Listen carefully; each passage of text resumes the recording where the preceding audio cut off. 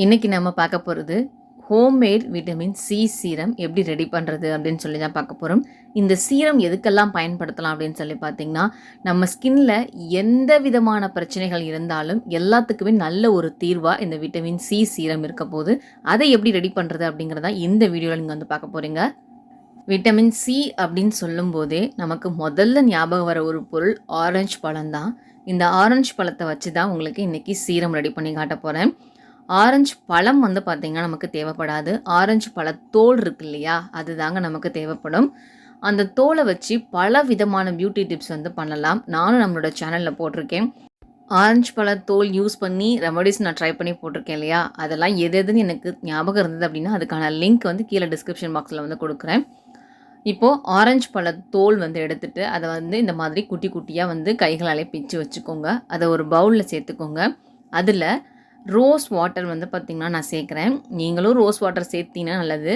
இல்லை எனக்கு rose water இல்லை அப்படின்ற பட்சத்தில் நார்மல் வாட்டர் சேர்க்கலாம். இல்லைனா ரைஸ் வாட்டர் இருக்கு இல்லையா, அரிசி கழுவுன தண்ணி, அதை கூட சேர்க்கலாம். சேர்த்து இதை வந்து நல்லா மிக்ஸ் பண்ணிவிட்டு இதை வந்து அப்படியே ஒரு நாள் இரவு ஃபுல்லாக வச்சுருங்க. நீங்கள் நைட்டு தூங்க போகிறதுக்கு முன்னாடி இது மாதிரி ரெடி பண்ணி வைங்க. மறுநாள் காலையில் எழுந்திரிச்சு என்ன பண்ணணும் அப்படின்னு சொல்லி பார்க்கலாம். இது ரோஸ் வாட்டரில் பண்ணலாம். நம்ம பால் இருக்குது பாருங்கள், காய்ச்சின பால் காய்ச்சாத பால் எதுலனாலும் பண்ணலாம். இல்லைனா அரிசி கழுவுன தண்ணின்னு சொல்லியிருந்தேன். இல்லைனா சாதம் வடித்த கஞ்சி தண்ணி இருக்கு இல்லையா, அதில் கூட பண்ணலாங்க. நீங்கள் ஏதாவது ஒன்று ட்ரை பண்ணுங்கள். இது நாலுமே இல்லை அப்படிங்கிற பட்சத்தில் நார்மல் வாட்டர் வந்து எடுத்துக்கோங்க. இப்போ ஒரு நாள் நைட் ஃபுல்லாக ஆயிடுச்சு. இதை ஓப்பன் பண்ணி பார்க்கலாம். இப்போ ஓப்பன் பண்ணி பார்த்தீங்கன்னா லைட்டாக இதில் வந்து ஒரு மாதிரி நுர மாதிரி தன்மை இருக்கும். இன்னொரு விஷயம் என்ன அப்படின்னா, இந்த ஆரஞ்சு பழ தோலை கைகளால் எடுத்து லைட்டாக ப்ரெஸ் பண்ணுங்கள். இது நல்லா ஊறி இருக்கனால அது 2-3 பார்த்திங்கன்னா உடையும். இந்த அளவுக்கு தான் நமக்கு வந்து பார்த்திங்கன்னா ஆரஞ்சு பழ தோல் வேணும். இப்போ நெக்ஸ்ட் ஸ்டெப் என்ன பண்ண போகிறோம் அப்படின்னா, இதை வந்து ஒரு மிக்ஸி ஜாரில் சேர்த்து நல்லா வந்து அரைச்சி எடுத்துகிட்டு வர போகிறோம். இதில் உள்ள தண்ணியை நீங்கள் வந்து அரைக்கிறதுக்கு பயன்படுத்திக்கலாம். இவ்வளோ தண்ணி தேவைப்படாது, கொஞ்சம் தண்ணி தான் தேவைப்படும். அதுக்கு தகுந்த மாதிரி தண்ணி சேர்த்து ஒரு மிக்சியில் நல்ல மைய அரைச்சி எடுத்துகிட்டு வாங்க. ஆரஞ்சு பழத்தோல் ஏற்கனவே ஊறி இருக்கனால அது வந்து பார்த்திங்கன்னா அரைக்கும் போது ஈஸியாக அரைப்பட்டுரும்.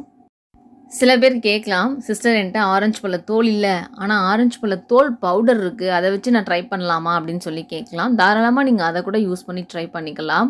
மிக்ஸியில் அரைச்சி எடுத்துகிட்டு வந்ததுக்கப்புறமா இந்த மாதிரி ஒரு வடிகட்டி வச்சு அதை வந்து பார்த்திங்கன்னா நம்ம வடிகட்டி எடுக்க போகிறோம். இப்போ இந்த ஆரஞ்சு பழத்தோல்லேருந்து நமக்கு லைட்டாக பால் மாதிரி கிடைக்கும். அந்த பாலை மட்டும் நம்ம தனியாக கலெக்ட் பண்ணி வச்சுக்கலாம். அதை யூஸ் பண்ணி நம்ம சீரம் ரெடி பண்ணிக்க போகிறோம். ஆரஞ்சு பழ தோல்லேருந்து நம்ம நல்ல பால் எடுத்துட்டோம். இப்போ பார்த்திங்கன்னா அது சக்கையாட்டம் கிடச்சிருக்கும். இது இனிமேல் நமக்கு தேவைப்படாது. இது வந்து தூக்கி போட்டுருங்க. இந்த ஆரஞ்சு பழ தோல்லேருந்து எடுத்த பால் இருக்கு இல்லையா, இது தாங்க விட்டமின் சி சீரம் அப்படின்னு சொல்கிறது. இதை வெறுமனையாக அப்படியே வந்து நீங்கள் ஸ்டோர் பண்ணி வச்சு யூஸ் பண்ணலாம். ரூம் டெம்பரேச்சரில் வைக்கணும்னு விருப்பப்பட்டிங்கன்னா மேக்ஸிமம் ஒரு 4 days வரைக்கும் தாங்கும். அதுக்கு மேலே ஸ்மெல் வரும். இதே நீங்கள் ஃப்ரிட்ஜில் வச்சிங்க அப்படின்னா ஒரு 25 days வரைக்கும் கூட வச்சு யூஸ் பண்ணிக்கலாம். ஆனால் நான் இது கூட இன்னும் ஒரு சில பொருட்கள்லாம் சேர்க்க போகிறேன். அது என்னென்ன பொருட்கள் அப்படின்னு சொல்லி பார்க்கலாம். ஃபஸ்ட்டு நான் சேர்க்குறது விட்டமின் இ ஆயில் இருக்கு இல்லையா, அந்த கேப்சூல் வந்து 1 சேர்க்குறேன். நீங்கள் 2-3 கூட வந்து சேர்த்துக்கலாம். என்னோடய ஸ்கின் ஆயிலி ஸ்கின் அப்படிங்கிறனால நான் வந்து கொஞ்சமாகவே வந்து பார்த்திங்கன்னா எடுத்துக்கிறேன். உங்களோட ஸ்கின் ட்ரை ஸ்கின்னாக இருந்தது அப்படின்னா 3 கேப்சூல் பக்கம் கூட சேர்த்துக்கோங்க. இப்போ விட்டமின் இ ஆயில் சேர்த்தாச்சு. இது இல்லை அப்படின்னா நார்மலாக நம்ம வீட்டில் இருக்கக்கூடிய கோகோனட் ஆயில் கூட சேர்க்கலாம்.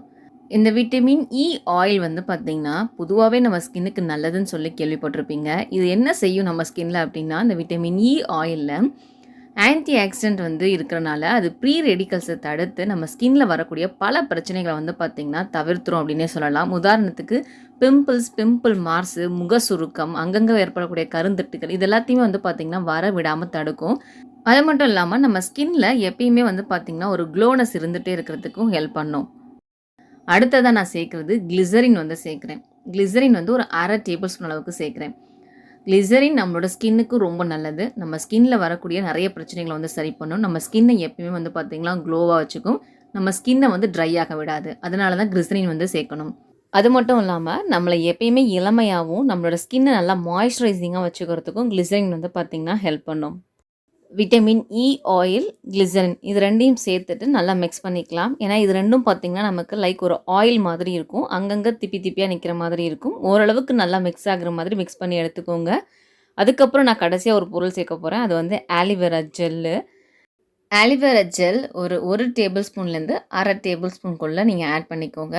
சேர்த்துட்டு இதை வந்து நல்லா மிக்ஸ் பண்ணி எடுத்துக்கலாம். இது லைக் உங்களுக்கு ஒரு சீரம் மாதிரி தான் இருக்கும். க்ரீம் மாதிரி வேணும் அப்படின்னா இன்னும் கூடுதலாக கொஞ்சம் ஆலிவேரா ஜெல் சேர்க்கலாம்.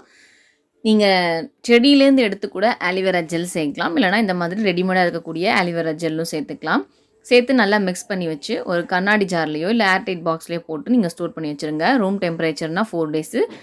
இதே ஃப்ரிட்ஜில் ஸ்டோர் பண்ணுறீங்க அப்படின்னா ஒரு 25 டேஸ்க்கு வச்சு யூஸ் பண்ணிக்கலாம்.